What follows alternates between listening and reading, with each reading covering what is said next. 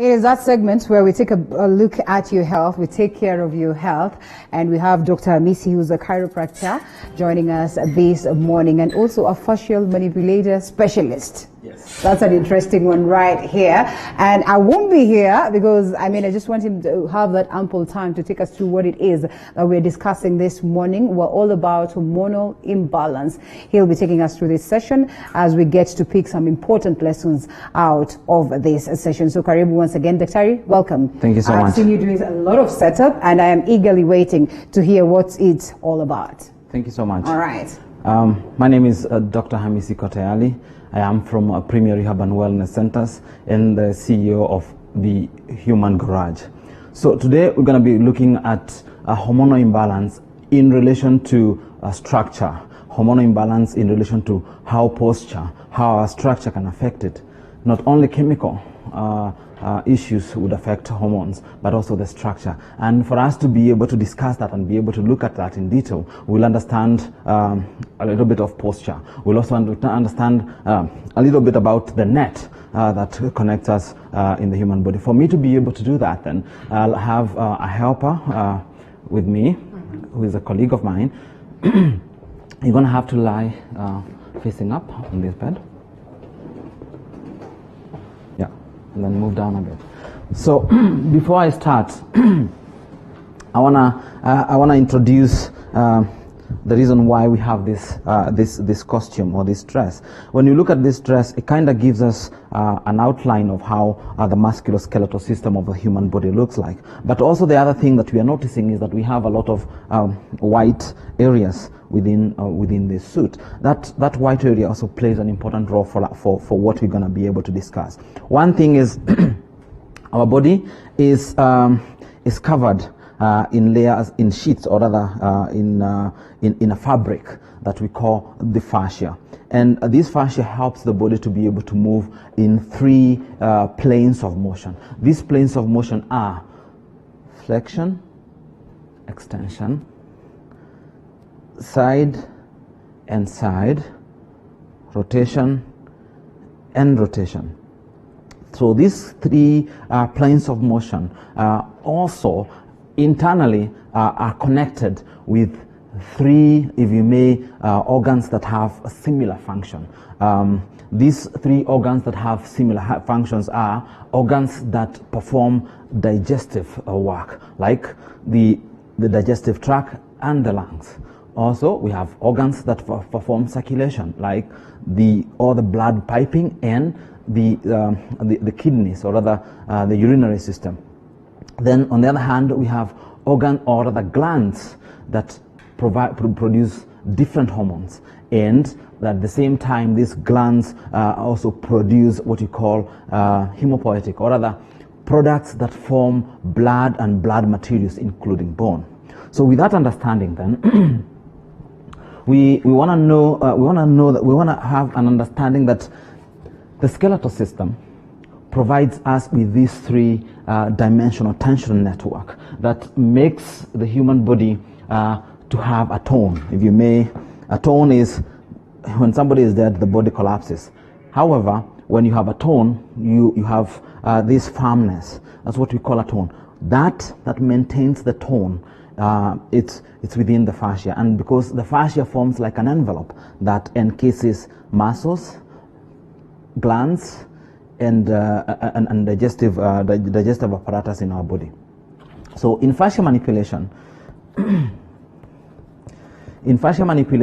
we can see this fabric, which is similar to this fabric, and with that understanding of seeing that fabric, that the body is one continued element, tells us that if I have to grab something, I don't use only maybe a biceps muscle to do it, but I'm using everything from my head, my feet, to be able to grab, making sure that, and I'm causing this whole net to move. As a result of that, the net can wrinkle. This net can wrinkle. And there are many reasons that can cause the neck to wrinkle. But just to give it a nutshell, we can say the neck can wrinkle because of three key things. One, we call them emotional reasons. For example, you going through a heavy stressful situation, like somebody is taking your property, or you've lost a loved one. You go through this intense emotional period on your time, makes the body go into this inflammatory, or rather a reactive process where the hormonal way of the hormones, the way they're supposed to work internally, is disrupted. As a result, this grinding of this tissue of the fascia gets somehow impeded, and you start getting stuck. And as a result of that stuckness, the fascia can wrinkle. The other option is the chemical part. It's what we feed, what we put in our body. If now that most of us are eating a lot of processed food, a lot of sugar, what we are doing is the body is not able, when you eat a lot of this junk food, the body is not able to process. These are foreign chemicals. And you need to remember that when you put something in your mouth, until it has been broken down and gotten into your bloodstream, it's still a foreign object in your body. So as a result, when we take these chemicals that the body doesn't know what to do with it, we cause, if you may, an erosion, an inflammatory reaction that cause an erosion, on a burning or a scratching of the gut and changing the microorganism within the gut. As a result, the body goes into an inflammatory stage, and again, the fascia can wrinkle. And the other part that can cause the fascia to wrinkle is a physical component. You can have an ankle sprain, you can have surgery, you can have a broken limb, and as a result of that, again, the fascia will wrinkle. Now, understanding these three things, then it's important now for us to see how then posture would relate into this. So let's say, for example, you're having one, two, or all the three components that you have talked about, and your body is off. So I have my model come up. Stand here. Now, if we look at, I just want you to stand next to the board. There you go, facing forward.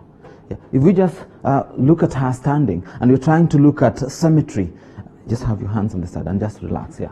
If you're trying to look at symmetry between right and left, and you're looking at our model, what you notice first is a rotation. There's almost a rotation. If you look at the shoulders, the neck, if you also look at the hips and pelvis, and if you also look at that, and if we go further down, the legs are not on the same. One leg is behind, and the other one is slightly forward. If you were to look at, one has a lot of knee rotation. The other thing that I can see just off the bat looking is the space. No, just there we are. The space in between here. You can see because of that rotation, she looks like she's standing like this. That, come back, that kind of causes a problem. Why? Because within here, and here, we have what we call, we have different organs. So lower here, we'll have the large intestines, we have the bladder, we have the large intestine, we have the bladder, we'll also have the big arteries. At the same time, up here, we'll have the stomach, we have the spleen, we have also the big arteries. Here, we'll have the lungs, we'll have the heart, we'll also have, again, the big blood vessels. So all these are fed from the spine. So there are nerves that will run to feed these organs in the front. So now, when this pelvis of ours goes into this shift, it means the fascia does this.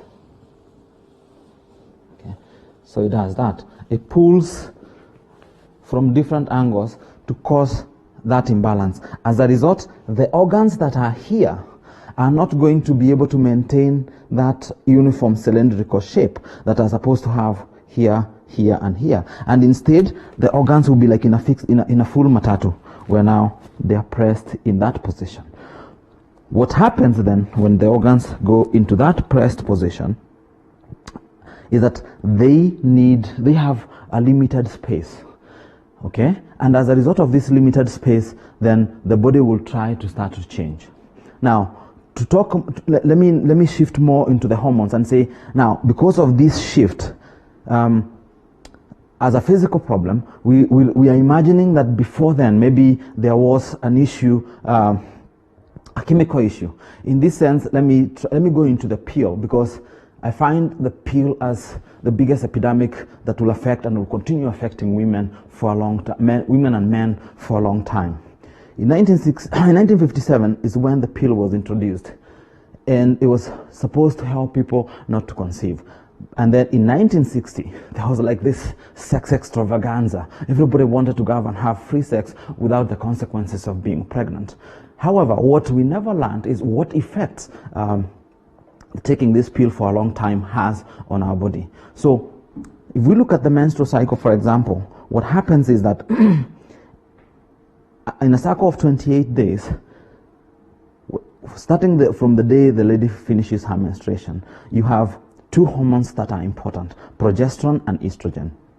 These two hormones, you find that when the lady has just finished menstruation, it means the house has just collapsed, and we need to do another build-up. So what happens is that the estrogen hormone is produced to go and start building, because estrogen is a strong proliferator. It rather produces massive tissue growth. So it goes and repairs the uterus internally nicely. Then this will go in up to maybe day 7, and then from day 7 the estrogen will be in high levels, and then it will go down to about day 16, and that when it goes to day 16 it starts to tip over, and at that time the other hormone, progesterone, which is the happy hormone, also starts getting produced. And then this progesterone will also go into maybe about day 26, and from the day 26 also it will start going down. And as it goes down, the circulation into the uterus is cut. And when that circulation into the uterus is cut, again the walls collapse, and you get your menstrual cycle again. Now, whenever there is an imbalance in this case, the pelvis is like this, for example. We are assuming like that. Internally things are tight and rotated. This action of hormonal production is not balanced. You find they are either too much or too little, and as a result, the ligaments that attach into the various sides, into this wall, into this one, gets tight, and they start pulling. They're always like in this pulling action. There's always this flexibility back and action. So whenever you're getting your menstrual cycle, there's this contraction to excrete, and then whenever you're preparing to get pregnant, there is this action. But this action also has this other action to be able to pull the egg and make the egg swim into the uterus. Now, but if there is a problem with production of one of the hormones, and this case, because you're taking a pill which is estrogen for a longer time, it means we never get to dip. So we are always having this massive cell production. And this massive cell production makes the fascia rigid. When the fascia becomes rigid, it pulls the edges, okay? Pulls these edges. Now, what you notice is that the human body has a map, okay? Has a map based on how we move on the 3 planes of motion that I talked about. So has this map which moves us in and out, and then has this other map which is a flexion extension, and we have the rotational part which is in the other color. So when these things are pulled internally and develop stiffness, and they keep on getting stiffness for a longer time, it's just like a repetitive posture. It's just like when you have a repetitive posture. What will happen is that they'll start getting rigid, and when they start getting rigid, there will be no that easy flexibility. As a result, these walls, they are always having estrogen high and no progesterone to ripen up and make it collapse, so they start thickening. When they thicken, that is, you start getting your endometriosis. The next thing is that you are not producing progesterone, which is supposed to be producing at the area where the egg comes from, the corpus luteum, is not now. There's no fertilization. So the next thing is that here cells start building up. You start getting your ovarian cysts, polycystic ovarian cysts, and on the other side, breast lumps, breast cancer, cervical cancer, and not only that, it's not going to only be a hormonal. You're also having things like circulatory problem, urine retention, cystitis, You're also getting recurrent urinary tract infection. You're getting constipation. You're getting food intolerance. You're getting, so it's a mirage of symptoms that will present. It's not necessarily the hormones. It's the whole body that gets affected. So you not necessarily get cancer, but you may get one of these problems. So then one will be asking then, why are we having more hormonal imbalance now? As I said, we started it in 1957. And if you look at what we're calling the baby boomers, who are our parents now, they are in their 50s. They are the first living testimony of the effects of this pill. Why? They are all having all these hormonal imbalances, all these masses, all these breast cancer, breast lumps, all this depression, all these migraines, all these pains, arthritic pains, that sometimes the doctor looks and they don't find why you're getting this.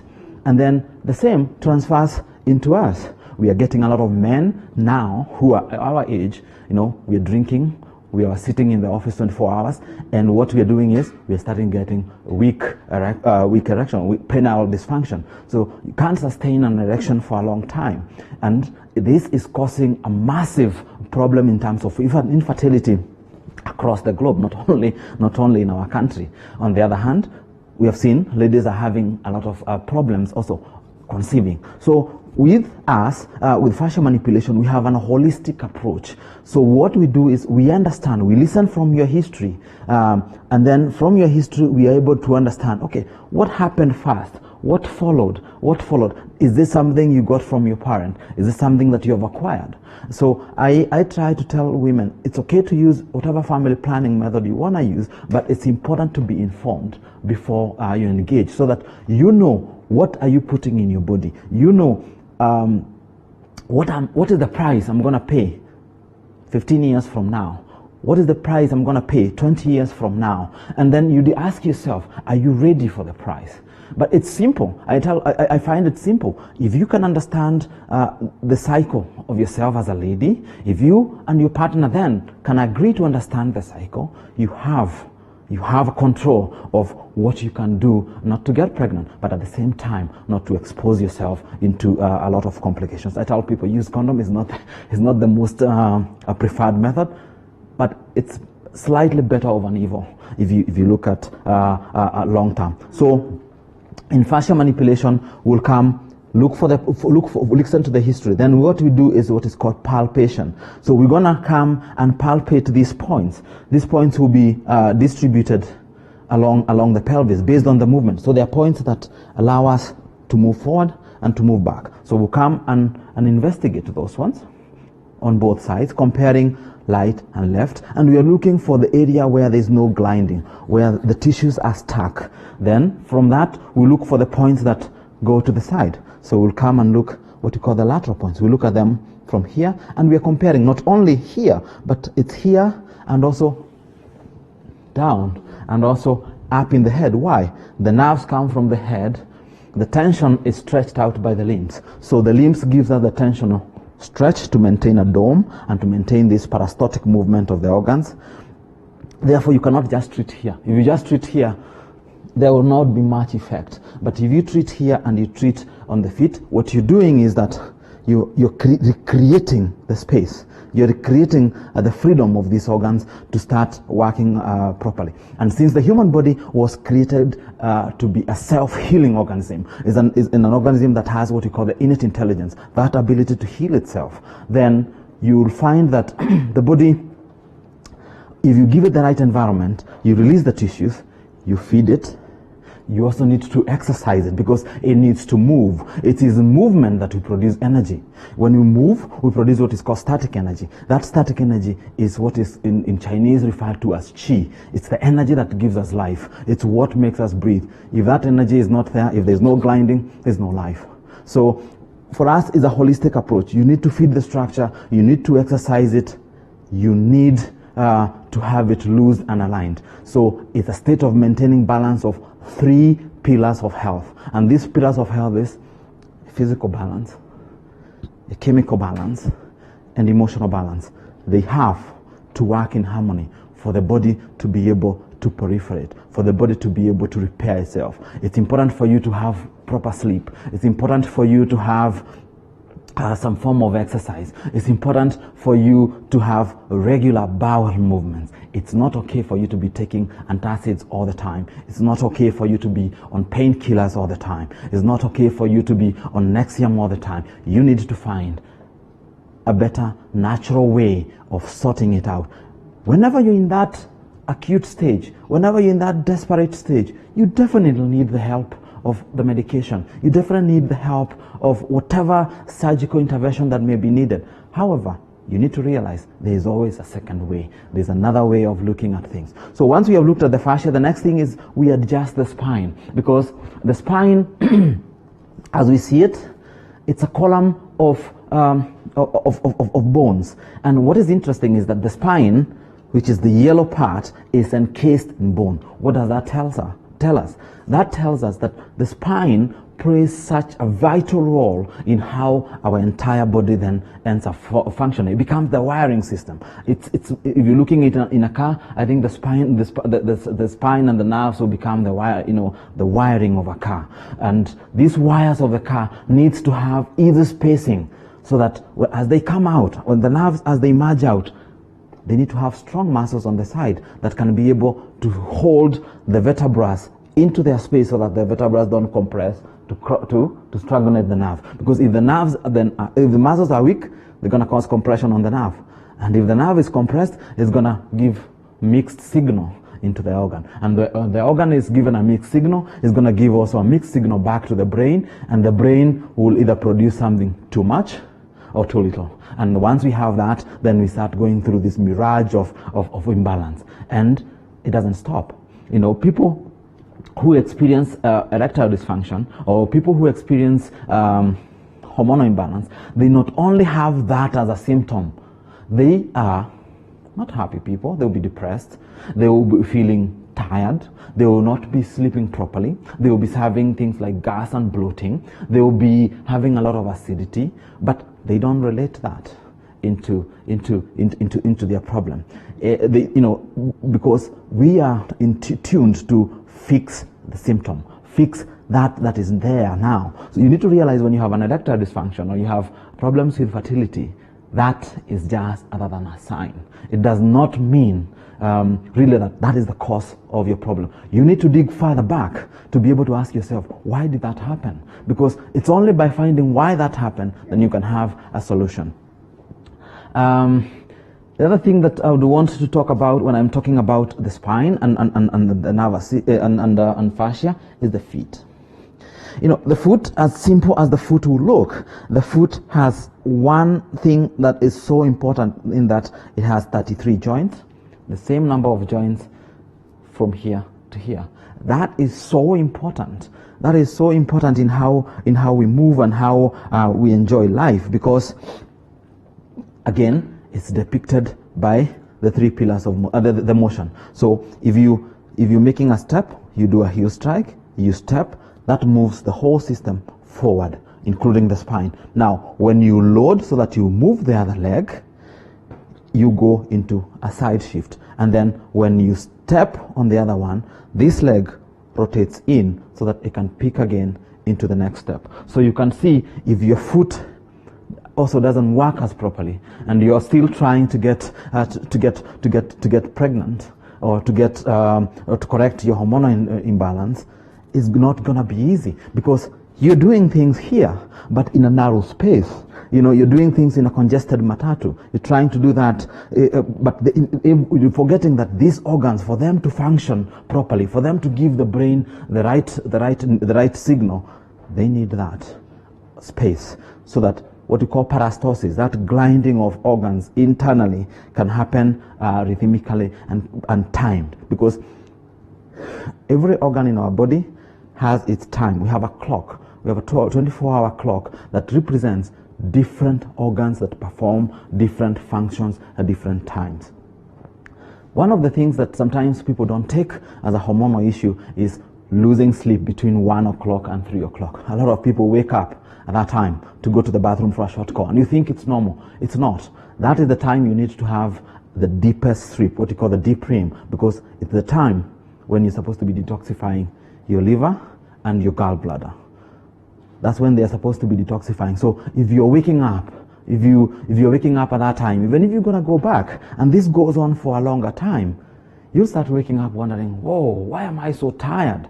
Yet you thought you had a full night's sleep.